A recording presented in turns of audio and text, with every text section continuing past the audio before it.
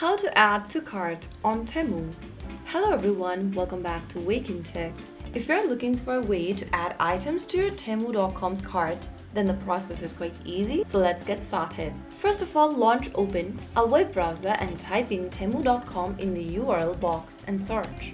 Make sure that you're logged into your account by entering your correct credentials. Once you're inside the home page after logging in, go ahead and find the product you'd like to purchase or add to your cart. You can also use the search bar provided at the top of the screen and type in the name of the product you are looking for. In the search results, find the item you want to add to cart so that you can purchase it later. After choosing the item, you'll be able to see this info section where you'll be able to go ahead and choose your preferred options such as size, color, or quantity if needed. This will vary according to the product you have. And now, click on Add Now button at the bottom and you'll be able to add the product to your shopping cart. To check the product, go ahead and click on your shopping cart icon at the top right corner and you'll be able to see all of the products that you've added to your cart.